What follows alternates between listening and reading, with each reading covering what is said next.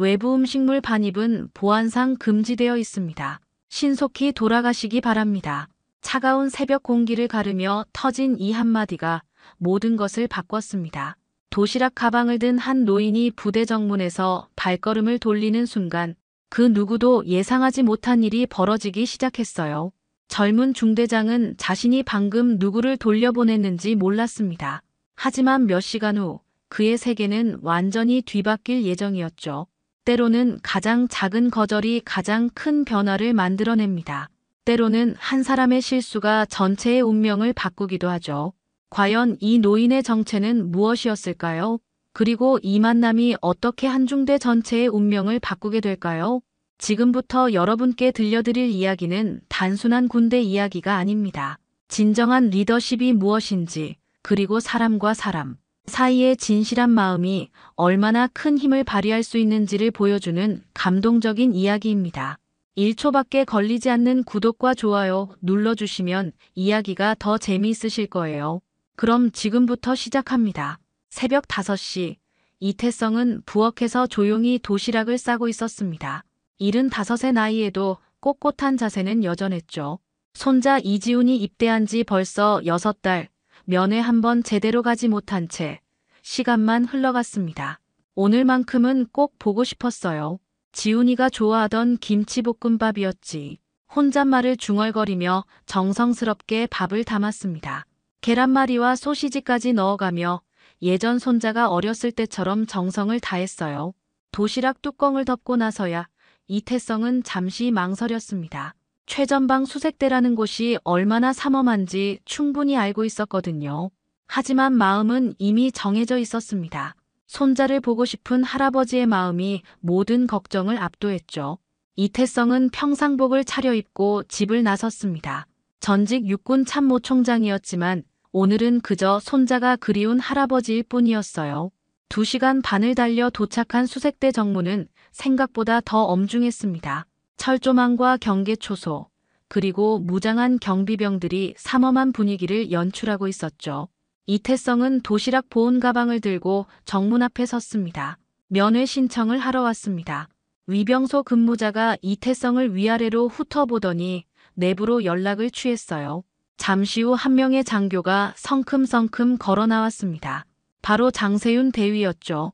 33세 나이답지 않게 차갑고 날카로운 인상이 첫인상부터 강렬했습니다. 어떤 용무로 오셨습니까? 장세윤의 목소리는 공무적이고 건조했어요. 이태성은 정중하게 인사했습니다. 손자 이지훈 일병을 면회하러 왔습니다. 도시락을 좀 전해주고 싶어서요. 죄송하지만 면회는 불가능합니다. 현재 우리 부대는 대규모 합동훈련을 앞두고 있어서 외부 접촉을 일체 차단하고 있습니다. 장세윤의 답변은 단호했습니다. 규정과 원칙을 중시하는 그의 성격이 그대로 드러났죠. 이태성은 잠시 망설이다가 다시 입을 열었어요. 그럼 이 도시락만이라도 전해주실 수 있을까요? 새벽부터 준비한 것이라서. 그것도 안 됩니다.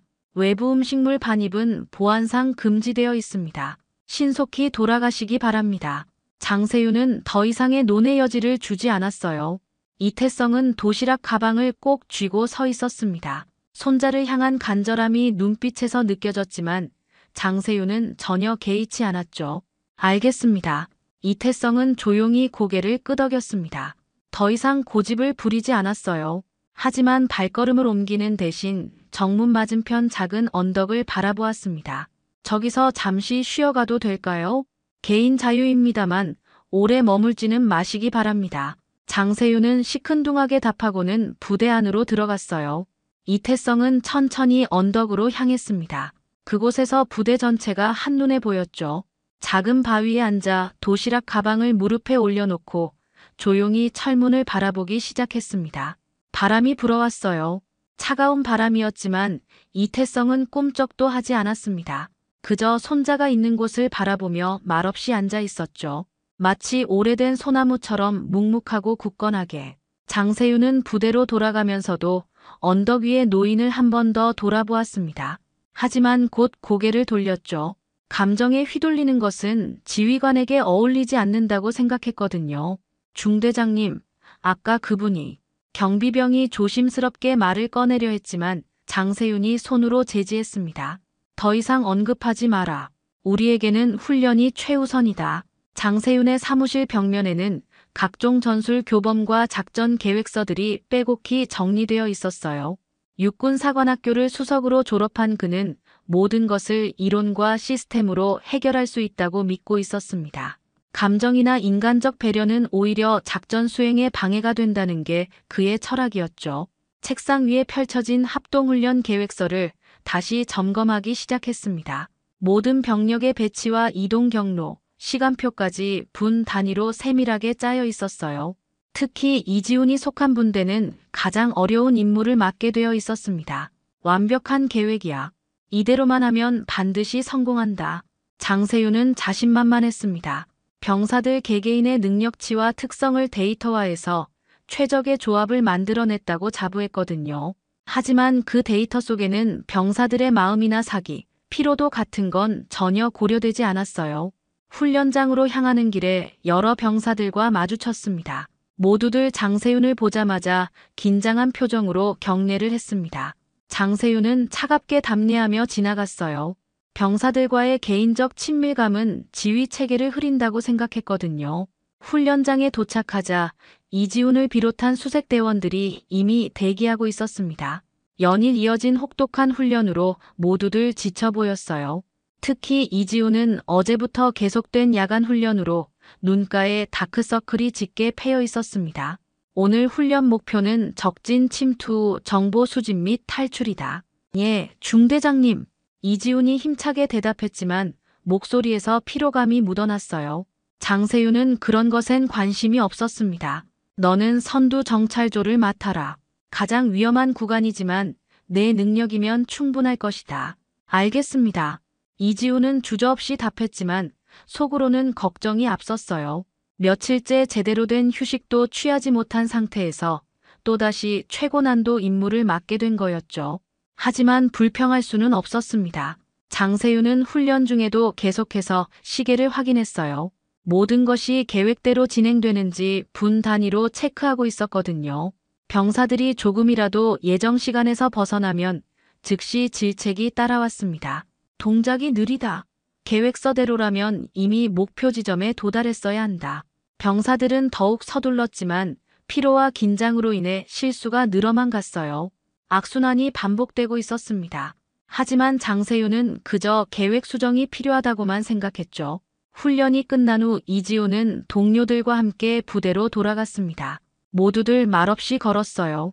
지친 기색이 역력했죠. 이지훈은 문득 할아버지 생각이 났습니다. 입대하기 전 따뜻하게 격려해 주시던 모습이 떠올랐어요. 언제쯤 면회를 오실 수 있으실까? 속으로 중얼거렸지만 현실은 냉정했습니다. 장세윤이 만든 훈련 스케줄은 휴식이나 면회 같은 건 전혀 고려하지 않았거든요. 오직 임무 완수와 성과만이 최우선이었어요. 사무실로 돌아온 장세윤은 오늘 훈련 결과를 데이터로 정리하기 시작했습니다. 각 병사별 수행 시간과 정확도를 꼼꼼히 기록했죠. 하지만 그 어떤 항목에도 병사들의 컨디션이나 사기에 대한 내용은 없었습니다. 이태성은 언덕 위에서 벌써 2시간째 앉아 있었습니다. 해가 높이 떠올랐지만 그의 자세는 처음과 똑같았어요. 도시락 가방을 무릎에 올려놓고 부대 쪽을 바라보는 모습이 마치 오래된 수문장 같았죠. 바람이 불 때마다 머리카락이 흩날렸지만 개의치 않았습니다. 이따금 지나가는 차량들이 궁금한 듯 속도를 늦추기도 했지만 이태성은 전혀 신경 쓰지 않았어요. 그저 손자가 있는 곳을 응시할 뿐이었습니다. 저 젊은 중대장. 이태성은 조금 전 자신을 돌려보낸 장세윤을 떠올렸어요. 냉정하고 원칙적인 모습에서 옛날 자신의 모습이 겹쳐 보였습니다. 하지만 그 안에서 무언가 중요한 것이 빠져 있다는 걸 느꼈죠. 규정도 중요하지만 사람의 마음을 읽지 못하면 진정한 지휘관이 될 수 없는데 혼잣말을 중얼거리며 주머니에서 오래된 휴대폰을 꺼냈습니다. 스마트폰이 아닌 단순한 폴더폰이었어요. 연락처를 천천히 내려보다가 한 이름에서 멈췄습니다. 윤영도. 그 이름을 보는 순간 이태성의 눈가에 미소가 스쳤어요. 20살 차이 나는 후배이지만 가장 믿음직스러운 동료였거든요. 이태성이 참모총장으로 재직할 때 전속부관으로 일했던 윤영도는 이제 8군단장이라는 중책을 맡고 있었습니다. 형도가 어떻게 컸는지 보고 싶구나. 이태성은 윤영도가 부관으로 일하던 시절을 떠올렸어요. 처음엔 다른 장교들과 마찬가지로 딱딱하고 원칙만 고집하는 스타일이었죠. 하지만 시간이 지나면서 점차 변해갔습니다. 병사들의 마음을 읽고 배려하는 법을 배워갔어요. 특히 기억에 남는 일이 있었습니다. 한겨울 혹독한 훈련 중에 한 병사가 동상에 걸렸을 때의 일이었어요. 다른 지휘관들은 훈련 일정을 중시했지만 윤영도만은 즉시 훈련을 중단하고 병사를 후송했죠. 그때 이태성이 그에게 했던 말이 떠올랐습니다. 지휘관의 진짜 임무는 승리가 아니라 병사들을 집으로 안전하게 돌려보내는 것이다. 그 말을 들은 윤영도의 표정이 아직도 생생했어요. 깨달음을 얻은 듯한 눈빛이었죠. 그 이후로 윤영도는 완전히 달라졌습니다. 전술과 전략은 물론이고 병사들의 마음까지 아우르는 진정한 지휘관으로 성장했어요. 이태성은 전화기를 열었습니다. 윤영도에게 전화를 걸어야 할 때라고 직감했어요. 지금 수색대에서 일어나는 일들이 과거 자신이 겪었던 시행착오와 너무나 비슷했거든요. 여보세요, 형도야. 장군님, 안녕하십니까? 윤영도의 목소리에서 반가움과 존경이 동시에 묻어났어요. 이태성은 잠시 웃음을 머금었습니다. 지금 어디 있나? 합동훈련 회의 중입니다. 그런데 갑자기 무슨 일이십니까? 윤영도의 목소리에서 긴장이 느껴졌어요. 이태성이 먼저 전화를 거는 일은 거의 없었거든요. 이태성은 잠시 침묵을 유지했습니다. 아래쪽 부대에서는 여전히 훈련이 계속되고 있었어요. 혹시 수색대 상황을 알고 있나? 수색대요? 우리 예하 부대 중 하나인데 무슨 일이 있습니까? 윤영도의 목소리가 더욱 진지해졌습니다. 이태성은 천천히 입을 열었어요. 젊은 중대장이 있던데 참 똑똑해 보이더군. 하지만요. 계획서에만 매달려서 정작 중요한 걸 놓치고 있는 것 같아. 마치 예전 자네 모습 같더군. 전화 너머로 윤영도가 숨을 들이쉬는 소리가 들렸어요. 이태성의 말 한마디 한마디가 얼마나 깊은 의미를 담고 있는지 알고 있었거든요. 장군님께서 직접 가보셨다는 말씀이십니까? 손자 면회 차 왔다가 돌려보내졌지. 그런데 그 젊은 친구 눈빛을 보니 진정한 가르침이 필요한 때인 것 같더군. 윤영도는 즉시 상황을 파악했습니다. 이태성이 이런 식으로 말한다는 것은 심각한 문제가 있다는 뜻이었어요. 지금 즉시 그쪽으로 향하겠습니다. 아니야, 회의가 있다고 했잖아. 장군님께서 직접 말씀하시는 일에 회의가 무슨 소용입니까? 지금 당장 출발하겠습니다. 이태성은 윤영도의 답변에 만족스러운 표정을 지었어요. 역시 제대로 배운 제자는 달랐습니다. 윤영도는 전화를 끊자마자 회의실 문을 박차고 나왔습니다. 합동훈련 준비회의가 한창이었지만 그런 건 더 이상 중요하지 않았어요. 이태성의 전화 한 통이 모든 우선순위를 바꿔놓았거든요. 작전 참모. 예, 군단장님. 지금 즉시 전 지휘부에게 연락해라. 사단장, 연대장, 대대장 전원 수색대 정문으로 집결 명령이다. 작전 참모의 얼굴이 순간 굳어졌습니다. 이런 긴급 명령은 전시 상황이 아닌 이상 거의 내려지지 않는 것이었거든요. 군단장님, 혹시 무슨 특별한 상황이? 질문하지 말고 즉시 실행해라. 그리고 나는 지금 당장 수색대로 향한다. 윤영도의 목소리에는 단호함이 가득했어요. 부관은 더 이상 묻지 않고 즉시 업무에 착수했습니다. 각 부대 지휘관들에게 긴급 연락이 시작됐죠. 한편 수색대에서는 오후 훈련이 한창이었습니다. 장세윤은 여전히 훈련장에서 병사들을 독려하고 있었어요. 이지훈을 비롯한 대원들은 연일 계속된 혹독한 훈련으로 지쳐가고 있었지만 멈출 수 없었습니다. 동작이 느리다. 적진에서 이런 식으로 움직이면 모두 죽는다. 장세윤의 질책이 훈련장에 울려 퍼졌어요. 병사들은 더욱 서둘렀지만 피로가 누적된 상태에서는 한계가 있었죠. 실수가 늘어날수록 장세윤의 표정은 더욱 어두워졌습니다. 그때 통신병이 헐레벌떡 뛰어왔어요. 중대장님, 긴급 연락입니다. 뭐라고? 군단 지휘부에서 연락이 왔습니다. 지금 즉시 정문으로 나와 대기하라고 하십니다. 장세윤의 얼굴이 굳어졌어요. 갑작스러운 상부 지시에 당황스러움을 감출 수 없었습니다. 무슨 일인지 설명했나? 아니요. 그냥 즉시 정문 대기하라고만. 장세윤은 훈련을 중단시키고 서둘러 정문으로 향했습니다. 가는 길에 계속해서 생각했어요. 도대체 무슨 일이 일어난 건지 감이 오지 않았거든요. 최근에 특별한 사고나 문제가 있었던 것도 아니었고 훈련 진행도 계획대로 되고 있었는데 말이죠. 정문에 도착하자 이미 대대장이 와 있었습니다. 평소보다 훨씬 긴장한 표정이었어요. 대대장님, 무슨 일입니까? 나도 모르겠다. 갑자기 군단에서 연락이 와서. 잠시 후 연대장도 도착했습니다. 이어서 사단장까지 나타났어요. 이례적인 상황이었죠. 이렇게 모든 지휘관이 한 곳에 집결하는 경우는 정말 특별한 일이 있을 때뿐이었거든요. 혹시 북한에서 뭔가? 누군가 조심스럽게 말을 꺼냈지만 곧 침묵이 흘렀어요. 그런 상황이라면 다른 식으로 대응했을 테니까요. 장세윤은 점점 불안해졌습니다. 아침에 면회 거절했던 노인의 모습이 문득 떠올랐어요. 하지만 설마 그런 일로 이런 상황이 벌어질 리는 없다고 생각했죠. 저기 군단장님 차량이 오십니다. 한 참모가 손가락으로 가리켰어요. 멀리서 검은색 승용차 여러 대가 먼지를 일으키며 다가오고 있었습니다. 선두 차량에는 8군단 깃발이 펄럭이고 있었죠. 모든 지휘관들이 일제히 자세를 바로 했습니다. 긴장감이 정문 일대를 감쌌어요. 장세윤의 심장 박동이 빨라졌습니다. 도대체 무슨 일이 벌어지고 있는 건지 전혀 감이 오지 않았거든요. 차량들이 정문 앞에 일렬로 섰습니다. 첫 번째 차에서 윤영도가 내렸어요. 평소보다 훨씬 진지한 표정이었습니다. 그의 시선은 곧바로 정문 맞은편 언덕을 향했죠. 그곳에는 여전히 이태성이 앉아 있었어요.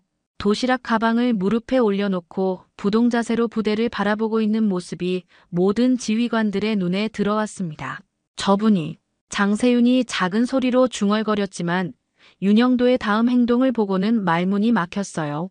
윤영도가 언덕을 향해 정중하게 경례를 올리기 시작한 것이었습니다. 윤영도의 경례를 본 순간 모든 지휘관들의 얼굴이 굳어졌습니다. 군단장이 저렇게 정중하게 경례를 올릴 대상이라면 보통 사람이 아니라는 뜻이었거든요.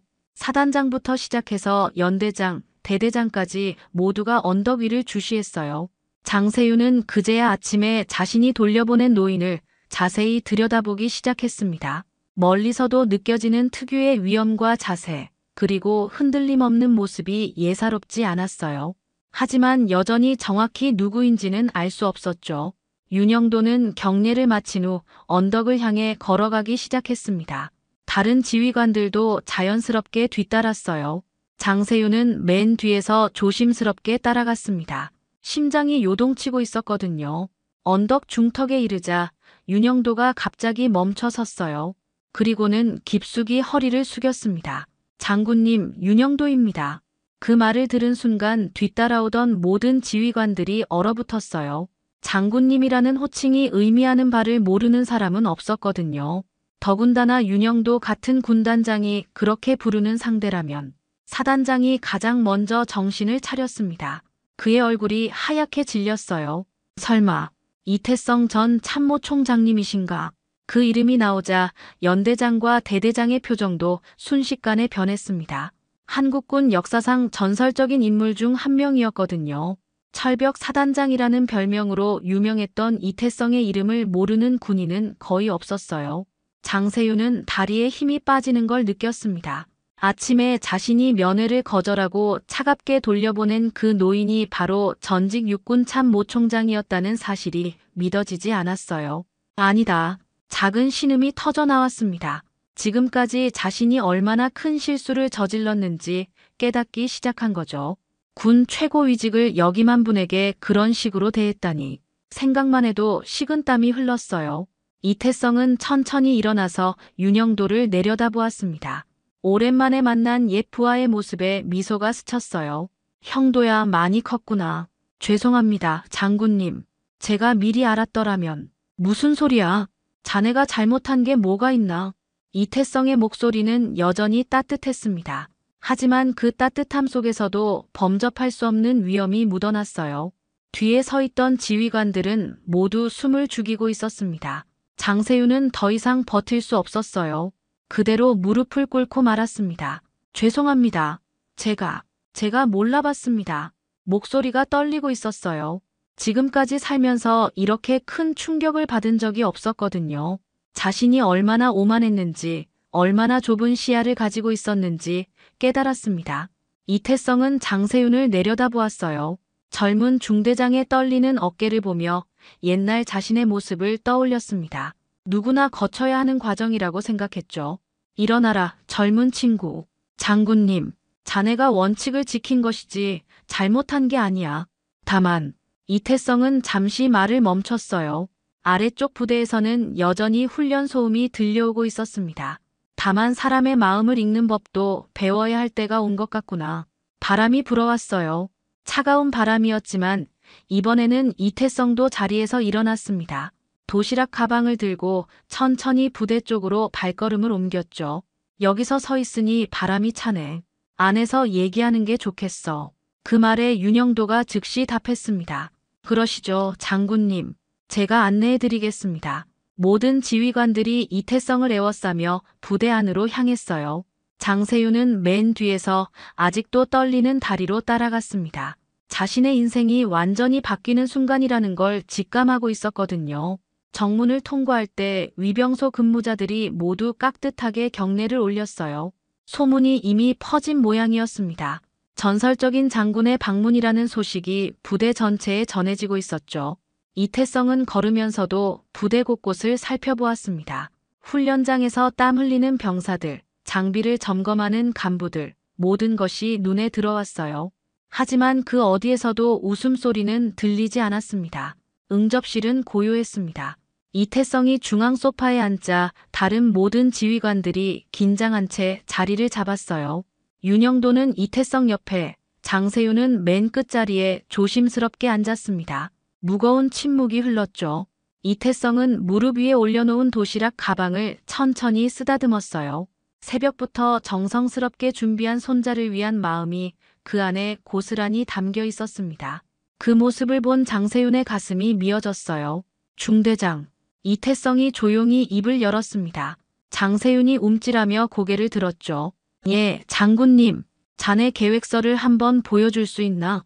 장세윤은 서둘러 훈련 계획서를 꺼내 이태성에게 건넸습니다. 손이 떨려서 서류가 바스락거렸어요. 이태성은 천천히 계획서를 펼쳐보기 시작했습니다. 몇 분간 조용히 읽어내려가던 이태성이 고개를 들었어요. 그의 눈빛이 장세윤을 정면으로 바라보았습니다. 참 정교하게 짜여져 있구나. 시간 배분도 완벽하고 인력 활용도 효율적이야. 장세윤의 얼굴에 잠시 안도감이 스쳤습니다. 하지만 이태성의 다음 말에 다시 얼어붙었어요. 그런데 말이야. 이태성이 계획서를 테이블 위에 내려놓았습니다. 이 계획서엔 병사들의 심장 박동이 들리지 않군. 그 말에 응접실의 공기가 더욱 무거워졌어요. 장세윤은 무슨 뜻인지 이해하지 못했습니다. 심장 박동이라고 하시면 병사들이 지금 얼마나 피곤한지, 얼마나 힘든지, 무엇을 그리워하는지, 그런 게 이 계획서 어디에도 없다는 얘기야. 이태성의 목소리는 여전히 부드러웠지만 깊은 울림이 있었어요. 장세윤은 점점 숨이 막히는 기분이었습니다. 장군님, 저는 최대한 효율적으로, 효율성도 중요하지. 하지만 사람 없는 효율성이 무슨 의미가 있겠나? 윤영도가 이때 입을 열었습니다. 장군님 말씀이 맞습니다. 사실 저도 과거에 똑같은 실수를 했었습니다. 모든 시선이 윤영도에게 집중됐어요. 그는 잠시 망설이다가 계속 말했습니다. 제가 소대장이었을 때였습니다. 겨울 혹한기 훈련을 계획했는데 오직 임무 완수에만 집착했었죠. 윤영도의 목소리에 회한이 묻어났어요. 한 병사가 동상에 걸렸는데도 훈련을 강행하려 했습니다. 그때 장군님께서 저를 불러서 하신 말씀이. 윤영도가 이태성을 바라보았어요. 이태성은 고개를 끄덕였습니다. 지휘관의 진짜 임무는 승리가 아니라 병사들을 집으로 안전하게 돌려보내는 것이라고 하셨습니다. 그 말을 들은 장세윤의 눈가가 뜨거워졌어요. 지금까지 자신이 얼마나 중요한 것을 놓치고 있었는지 깨달았거든요.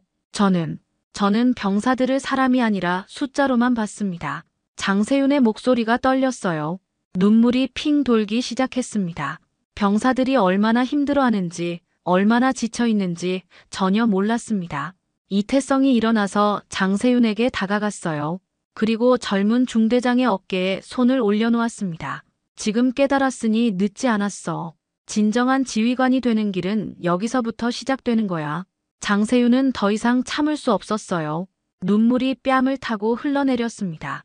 지금까지의 오만함과 독선에 대한 후회가 밀려왔거든요. 앞으로는 어떻게 해야 합니까? 간단해. 계획서를 다시 보기 전에 병사들 얼굴을 먼저 봐. 그들의 눈빛에서 진짜 필요한 게 뭔지 읽어내는 거야. 이태성은 다시 자리로 돌아가서 도시락 가방을 들었어요. 이 도시락도 마찬가지야. 할아버지가 손자를 걱정하는 마음을 읽을 수 있다면 병사들을 걱정하는 마음도 가질 수 있을 것 아닌가. 윤영도가 고개를 끄덕였습니다. 맞습니다. 가장 강한 부대는 서로를 가족처럼 생각하는 부대입니다. 장세윤은 눈물을 닦으며 결심을 다졌어요. 지금까지의 자신을 완전히 바꿔야겠다고 생각했습니다. 병사들을 진정으로 아끼고 배려하는 지휘관이 되겠다고 마음먹었죠. 장군님, 기회를 주신다면 꼭 달라지겠습니다. 기회는 자네가 만드는 거야. 내일부터 달라진 모습을 보여주면 돼. 이태성의 따뜻한 미소에 장세윤은 고개를 깊이 숙였습니다. 인생의 진정한 스승을 만난 기분이었어요. 그날 저녁 장세윤은 평소와 다른 행동을 보였습니다. 보통이라면 혼자서 계획서를 재검토하고 완벽한 시나리오를 짜는데 집중했을 텐데 이번에는 달랐어요. 훈련장으로 향해 아직 남아있는 병사들을 찾아갔습니다. 이일병, 잠깐 이리 와봐. 이지훈이 놀란 표정으로 다가왔어요. 평소 장세윤이 개별적으로 병사를 부르는 경우는 질책할 일이 있을 때뿐이었거든요. 예, 중대장님. 내일 훈련 계획을 함께 봐주면 안 될까? 내 의견을 듣고 싶어서. 이지훈은 자신의 귀를 의심했습니다. 중대장이 일개 일병의 의견을 물어본다는 게 믿어지지 않았어요. 제 의견을 말입니까? 그래. 현장에서 직접 뛰는 사람의 시각이 가장 중요하다고 생각해. 장세윤의 목소리는 이전과 완전히 달랐어요. 차갑고 명령조였던 말투가 따뜻하고 진솔해졌습니다. 이지훈뿐만 아니라 주변에 있던 다른 병사들도 놀라서 쳐다보았죠. 다른 분대장들과 부사관들도 함께 모여줘. 모두 함께 의논해보자. 잠시 후 작전 회의실에는 이례적인 광경이 펼쳐졌습니다. 중대장부터 일병까지 계급 구분 없이 둥글게 앉아 있었어요. 테이블 위에는 내일 훈련 계획서가 펼쳐져 있었습니다. 먼저 내가 사과하고 싶다. 장세윤이 입을 열자 모든 사람들이 조용해졌어요. 지금까지 너희들을 사람이 아니라 계획의 일부로만 봤다.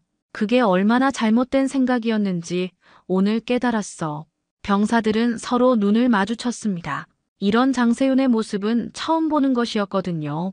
앞으로는 달라지겠다. 하지만 혼자서는 안 돼. 너희들이 도와줘야 해. 이소대 부소대장이 조심스럽게 손을 들었어요. 중대장님, 사실 3번 구간 통과할 때 너무 빡빡한 일정이라고 생각했습니다. 어떤 부분이? 15분 안에 통과하라고 하셨는데 실제로는 20분은 걸립니다. 억지로 시간 맞추려다 보니 안전사고 위험이 있었습니다. 장세윤이 고개를 끄덕였어요. 예전 같았으면 훈련이니까 어려워야 한다며 일축했을 텐데 지금은 달랐습니다. 그럼 20분으로 수정합시다. 다른 의견도 있습니까? 이지훈이 망설이다가 손을 들었습니다. 병사들이 너무 지쳐 있습니다. 연일 계속된 훈련으로 컨디션이 많이 떨어졌습니다. 구체적으로 어떤 점이 힘들까? 휴식 시간이 너무 짧습니다. 그리고 식사 시간도 항상 서둘러야 해서. 장세윤은 병사들의 얼굴을 하나하나 살펴보았어요. 정말로 지쳐 보였습니다. 다크서클이 짙고 어깨도 축 처져 있었죠. 어떻게 지금까지 이런 걸 못 봤나 싶었어요. 내일부터 휴식 시간을 늘리자. 그리고 식사는 절대 서두르지 말고 충분히 하도록 해. 일소대장이 놀란 표정으로 말했습니다. 그러면 전체 훈련 시간이 줄어드는데. 괜찮아. 지친 상태로 하는 훈련보다 충분히 쉰 상태로 하는 훈련이 훨씬 효과적일 거야. 회의는 2시간 넘게 계속됐어요. 모든 사람이 자유롭게 의견을 제시했고 장세윤은 하나하나 진지하게 들었습니다. 계획서 곳곳이 수정되기 시작했죠. 마지막으로 한 가지만 더 물어볼게. 장세윤이 이지훈을 바라보았어요. 할아버지가 오셨을 때 많이 보고 싶었지? 이지훈의 눈가가 촉촉해졌습니다. 예, 정말 많이 보고 싶었습니다. 미안했어. 앞으로는 가족들이 오시면 무조건 만날 수 있게 하겠다. 그 말에 병사들의 얼굴이 밝아졌어요. 그동안 억눌러왔던 감정들이 풀리는 것 같았습니다. 우리는 이제부터 가족이야. 서로를 걱정하고 챙기는 진짜 가족 말이야. 회의가 끝나고 병사들이 하나둘 자리를 떠났어요. 하지만 표정은 완전히 달라져 있었습니다. 밝고 희망적인 얼굴들이었죠. 이지훈이 마지막에 남아서 장세윤에게 다가왔습니다. 중대장님, 정말 고맙습니다. 내가 고마워해야 할 사람이야. 너희들이 참고 견뎌줘서. 내일 훈련 정말 잘해보겠습니다.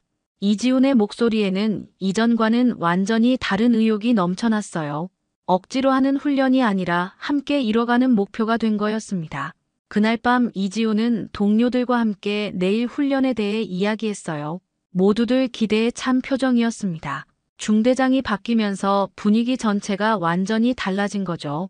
이제 정말 한 팀이 된 것 같아. 맞아. 중대장님도 우리를 진짜 믿어주시는 것 같고 병사들 사이에서는 웃음소리가 끊이지 않았습니다. 오랜만에 들리는 진정한 웃음이었어요.